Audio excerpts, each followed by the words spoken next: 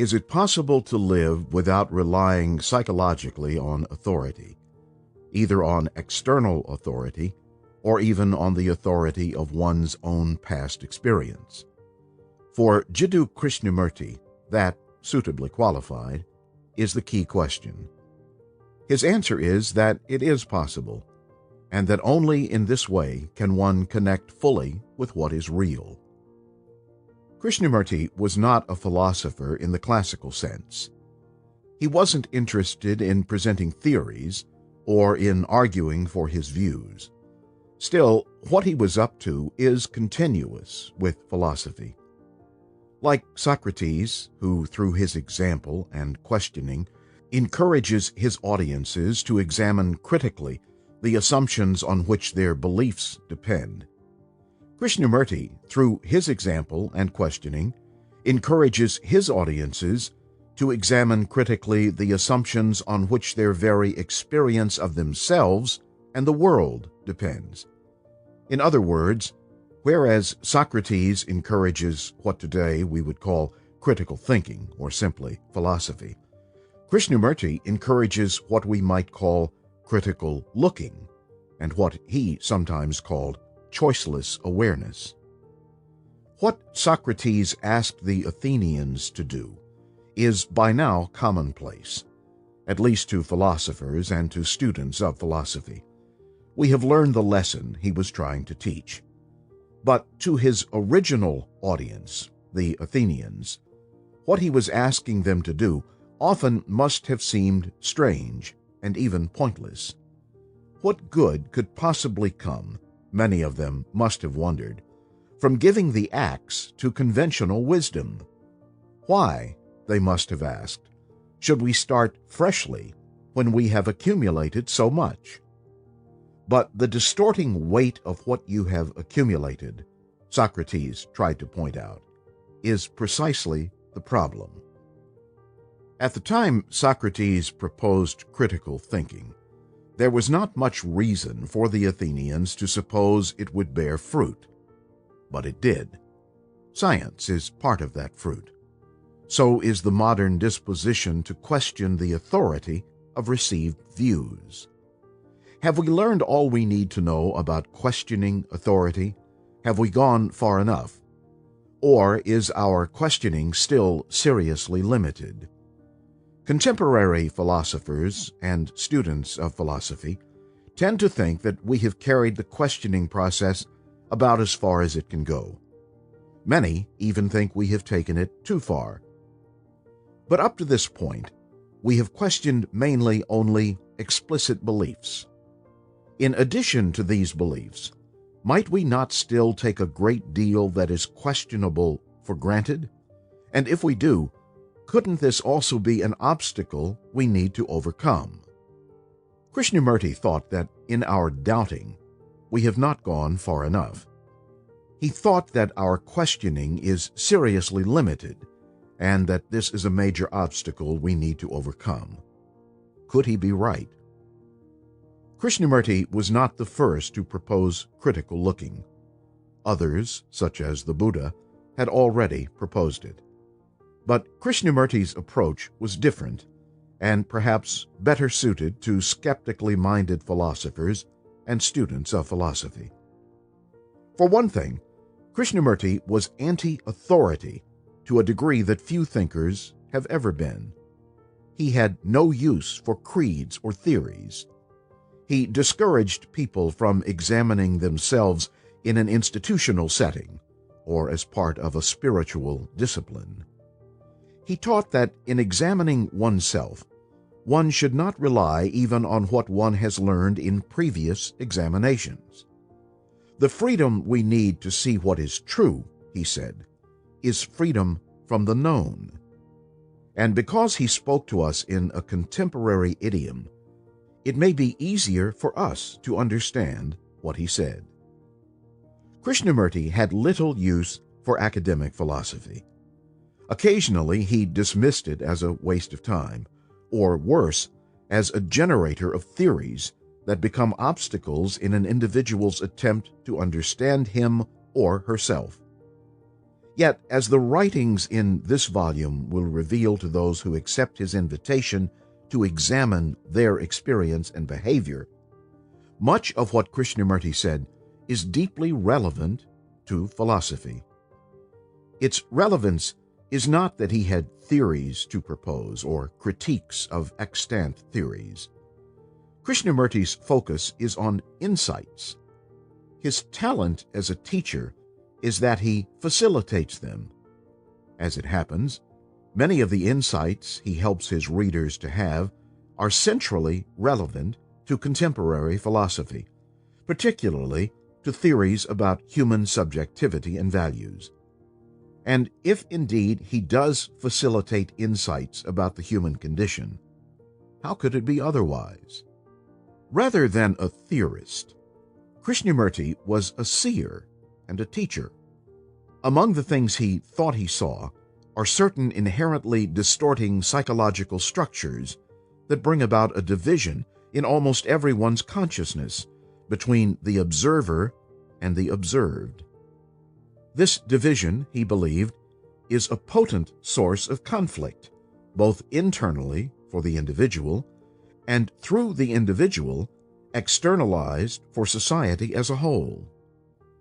Krishnamurti also proposed a way to remove these damaging structures, or more accurately, to facilitate their removal.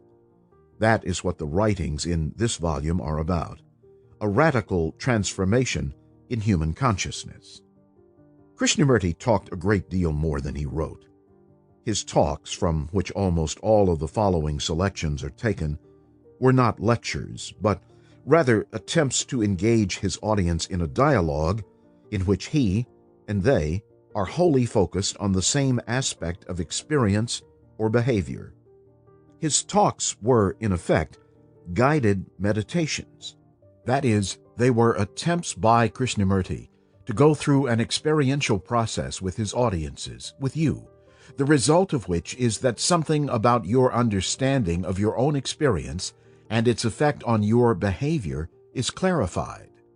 As such, his talks, here transcribed and edited as if they were writings, make unusual demands on the reader, especially if the reader is a philosopher who is accustomed to looking for a theoretical punchline when reading something that seems to put forth philosophical views.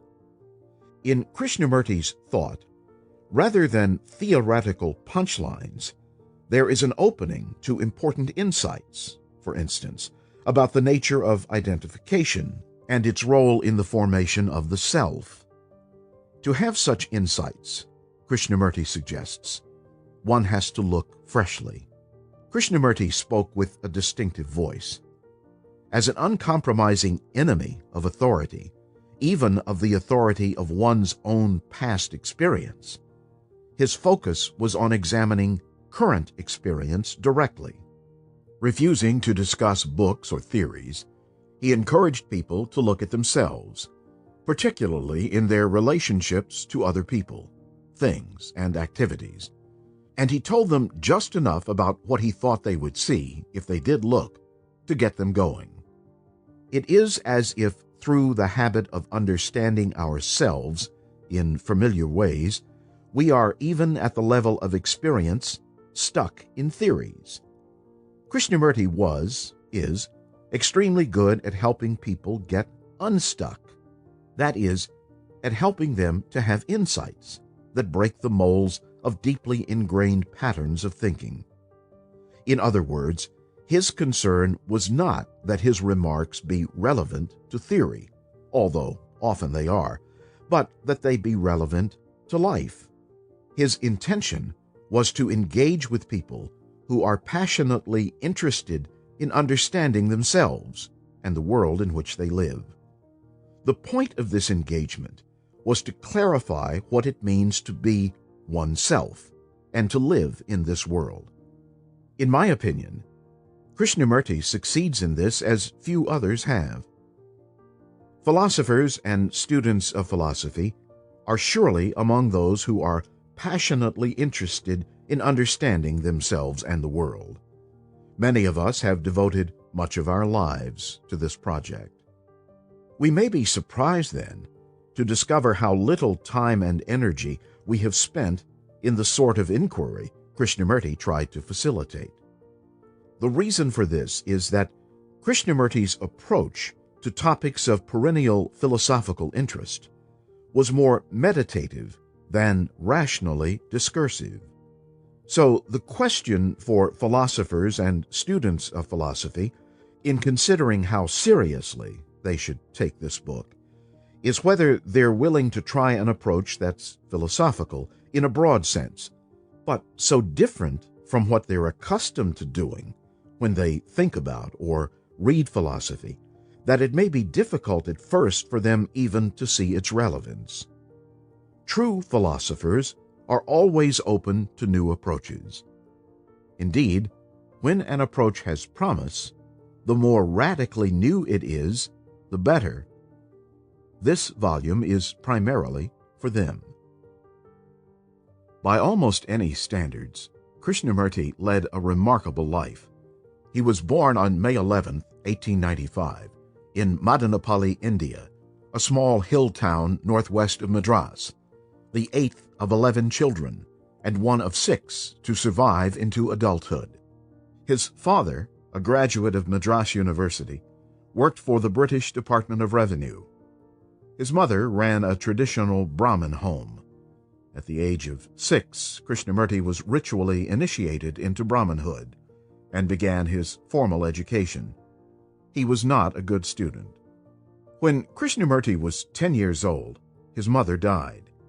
4 years later, in 1909, his father, now retired from the British administration, secured a job at the headquarters of the Theosophical Society in Adyar, near Madras. In exchange for work, he and 4 of his sons, including Krishnamurti and his younger brother Nityanand, Nitya, were given accommodation in a cottage outside the beautiful 260-acre Theosophical Society compound. At the time, all of the children were in poor physical condition. The Theosophical Society had been founded in New York 34 years earlier by Madame Blavatsky and Colonel Olcott. Blavatsky claimed to have lived in Tibet and learned occult wisdom from the masters. Supposedly, the masters were perfected human beings who periodically appeared on Earth to found a new religion, and through their thoughts and energy, to direct the course of human evolution.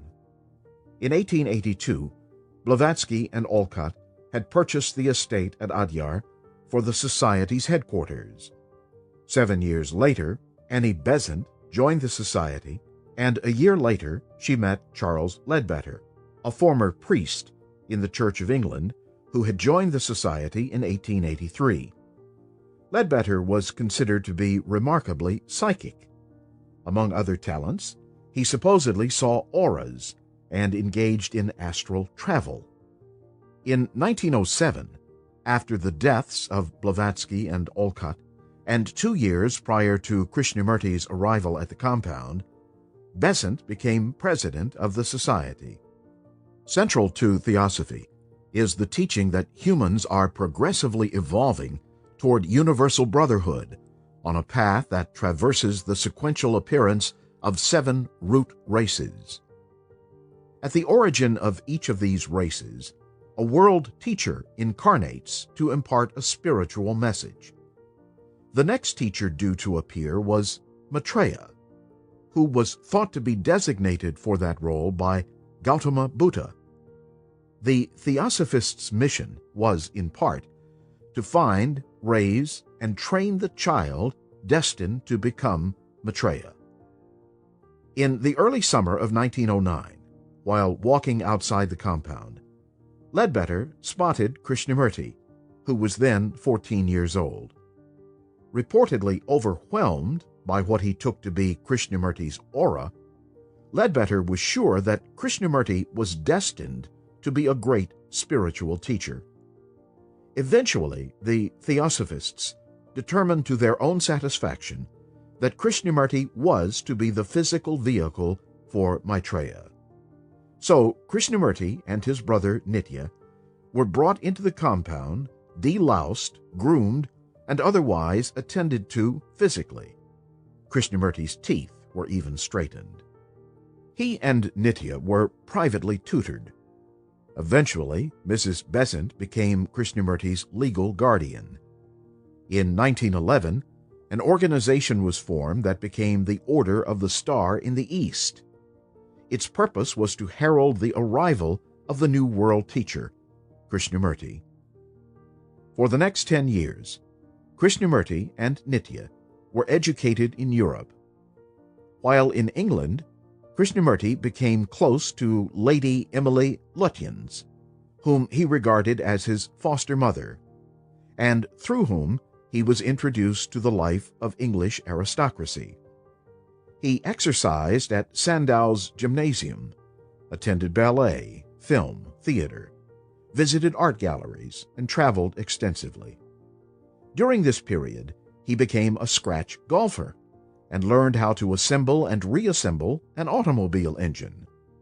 He also read widely, among other authors, Stephen Leacock, P.G. Wodehouse, Turgenev, Dostoevsky, Nietzsche, Bergson, Shelley, and Keats. In 1921, Krishnamurti went to Paris, where he took courses at the Sorbonne and studied Sanskrit. In 1922, Krishnamurti and Nitya moved to Ojai, California, where it was hoped the dry climate would help Nitya in his battle with tuberculosis. During the summer of that year, shortly after he began to meditate daily, Krishnamurti had a life-transforming experience, which he described in part as follows. There was a man mending the road. That man was myself. The pickaxe he held was myself. The very stone which he was breaking up was a part of me. The tender blade of grass was my very being, and the tree beside the man was myself. The next day, while sitting under a nearby pepper tree, he had additional experiences, after which he wrote, I was supremely happy, for I had seen. Nothing could ever be the same. I had touched compassion, which heals all sorrow and suffering. It is not for myself, but for the world. I have stood on the mountaintop and gazed at the mighty beings. Never can I be in utter darkness. I have seen the glorious and healing light. The fountain of truth has been revealed to me, and the darkness has been dispersed. Love, in all its glory, has intoxicated my heart. My heart can never be closed. I have drunk at the fountain of joy and eternal beauty. Krishnamurti described himself as God-intoxicated. In November of 1925, Nitya died, and Krishnamurti experienced what seems to have been the profoundest grief of his life. During the next few years, Krishnamurti distanced himself from theosophy and also developed some of the distinctive motifs of his own subsequent teachings. The decisive break with theosophy came in August of 1929, when, in the presence of 3,000 members of the society, he dissolved the Order of the Star, and in the process staked out his own mission.